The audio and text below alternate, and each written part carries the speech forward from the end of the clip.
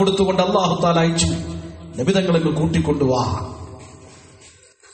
ബഹുമാനപ്പെട്ട റസൂലുള്ളാഹി സ്വല്ലല്ലാഹു അലൈഹി വസല്ലമ തങ്ങളെയും കൂട്ടിക്കൊണ്ട് ജിബ്രീൽ അലൈഹിസ്സലാത്തു വസ്സലാം പോയി ബൈത്തുൽ മുഖദ്ദസിലേക്ക്. അവിടെ നിന്നും 7 ആകാശം കടന്ന് സിദ്റത്തുൽ മുന്തഹയിലേക്ക്. സിദ്റത്തുൽ മുന്തഹയിലെത്തിയപ്പോ മുഖറബുൽ അംലാക്ക് മലക്ക് ജിബ്രീൽ അലൈഹിസ്സലാത്തു വസ്സലാം പറയുകയാ, ഹബീബേ അദ്ദഅനി തഖദ്ദം യാ ഹബീബി ലാ തഖഫ് അബ്ശുർ തുനാദി റബ്ബകൽ ഖയ്യൂമാ. ഹബീബായ നബിയെ, ഇതുവരെയും നിങ്ങളുടെ കൂടെ ഞാൻ ഉണ്ടായിരുന്നു. ഇനി അങ്ങോട്ട് കടന്നു വരാൻ എനിക്ക് അനുവാദമില്ല നബിയെ. അതുകൊണ്ട് നിങ്ങൾ മുന്നോട്ട് കടന്നു പൊയ്ക്കോളി. ഇത് നിങ്ങളുടെ മേഖലയാണ് നബിയെ. മഹാനായ റസൂലുള്ളാഹി സ്വല്ലല്ലാഹു അലൈഹി വസല്ലമ തങ്ങൾ ചോദിക്കുന്നു, ജിബ്രീൽ, എന്റെ കൂട്ടുകാരനായ ജിബ്രീലേ, ഏത് വിഷമത്തിലും എന്റെ അടുക്കൽ ഓടി വരുന്ന ജിബ്രീലേ, തോയിഫിൽ വെച്ച് എന്നെ കല്ലെറിഞ്ഞപ്പോഴും അപ്പോഴും എന്റെ അടുക്കൽ ഓടി വന്ന ജിബ്രീൽ, ഏത് പ്രതിസന്ധി ഘട്ടത്തിലും എന്റെ അടുക്കൽ ഓടി വരുന്ന ജിബ്രീൽ, ജിബ്രീലേ, നീ പരിചയമില്ലാത്ത ഈ ഏരിയയിൽ കൊണ്ടുവന്നിട്ട് എന്നോടങ്ങ് പോകാൻ വേണ്ടി പറയുകയാണോ ജിബ്രീൽ? എന്താ ജിബ്രീൽ? 7 ആകാശത്തിനും അപ്പുറം സിദ്റത്തുൽ മുന്തഹ മഹാനായ ജിബ്രീൽ അലൈഹിസ്സലാം പറയുകയാ, അല്ലാഹുവിന്റെ ഹബീബേ, ഇത് ഏത് മേഖലയാണെന്ന് നിങ്ങൾക്കറിയുമോ ഹബീബേ?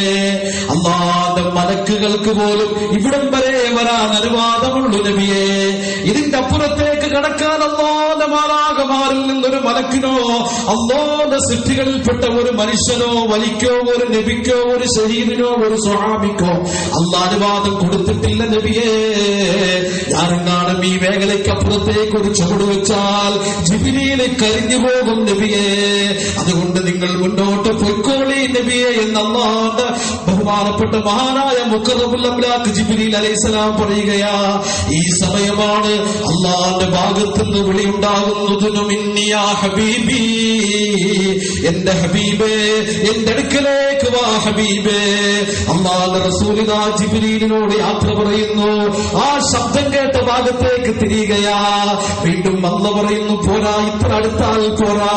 ഉദ്നു മിന്നി യാ ഹബീബി, എന്റെ ഹബീബേ, നിങ്ങൾ എന്റെ അടുക്കലേക്ക് വാ ഹബീബേ. വീണ്ടും അല്ലാഹുവിന്റെ റസൂൽ അല്ലാഹുമായിട്ട് അടുക്കുകയാ. വീണ്ടും അല്ലാഹു പറയുന്നു, പോരാ നബിയെ, ഉദ്നു മിന്നി യാ ഹബീബി, എന്റെ ഹബീബേ, നിങ്ങൾ എന്നിലേക്ക് വാ ഹബീബേ. അല്ലാഹുവിന്റെ റസൂൽ അല്ലാഹുമായിട്ട് അങ്ങ് അടുക്കുകയാ. അല്ലാഹുവിനെ കാണേണ്ടത് പോലെ അല്ലാഹുവിന്റെ റസൂൽ കാണുകയാ. ലോകത്ത് അല്ലാഹുവിന്റെ സൃഷ്ടികളിൽ വെച്ച് ഒരൊറ്റ സൃഷ്ടി മാത്രമേ ഉള്ളൂ അല്ലാഹുവിന്റെ ഭൂമിയിൽ വെച്ച്, അല്ലാഹുവിന്റെ ദുനിയാവിൽ വെച്ച് കണ്ടത്. ബാക്കിയെല്ലാം ആഖിറത്തിലേക്ക് വേണ്ടി അല്ലാഹു മാറ്റി വെച്ചിരിക്കുകയാ. ചിലര് മരണത്തിന് ശേഷം ആഖിറത്തിൽ വെച്ച് ഒരു വട്ടം കാണും, ചിലർ അവരുടെ അമലിന്റെ തോതനുസരിച്ച് വർഷത്തിൽ ഒരു വട്ടം കാണും, ചിലർ എല്ലാ മാസത്തിലും ഒരു വട്ടം കാണും, ചിലർ എല്ലാ ആഴ്ചയിലും ഒരു വട്ടം അല്ലാഹുവിനെ കാണും. എല്ലാവരും ചിലര് എല്ലാ ദിവസത്തിലും ഒരു പ്രാവശ്യം കാണും, ചിലർ സദാസമയവും അല്ലാഹുവിനെ കണ്ടുകൊണ്ടിരിക്കുകയാ. എപ്പോഴും അല്ലാഹുവിനെ കണ്ടുകൊണ്ടിരിക്കുകയാ. അല്ലാഹുവിന്റെ റസൂലിന്റെ ദർജയാണ്, മഖാമുൽ മഹ്മൂദിന്റെ ദർജയാണ്. അല്ലാഹുവിനെ ദുനിയാവിൽ വെച്ച് കണ്ടു, നാളെ ആഖിറത്തിലും എപ്പോഴും കണ്ടുകൊണ്ടിരിക്കുകയാ.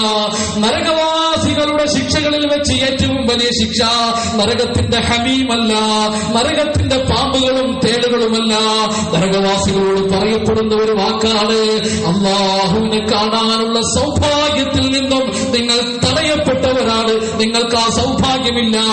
നരകവാസികൾ പോലും ഏറ്റവും കൂടുതൽ ദുഃഖിക്കുന്ന നിമിഷമാ റബ്ബിനെ ഒന്ന് കാണാൻ, എല്ലാം രചിച്ചവനായ റബ്ബിനെ ഒന്ന് കാണാൻ.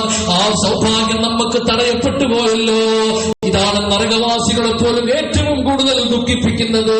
എല്ലാവരും സ്വർഗത്തിലാണ് കാണുന്നെങ്കിൽ പ്രിയമുള്ളവരെ, ദുനിയാവിൽ വെച്ച് അല്ലാഹുവിനെ കണ്ട ഒരേ ഒരു നബി, നബി മുഹമ്മദ് മുസ്തഫ സല്ലല്ലാഹു അലൈഹി വസല്ലം. ആ നബി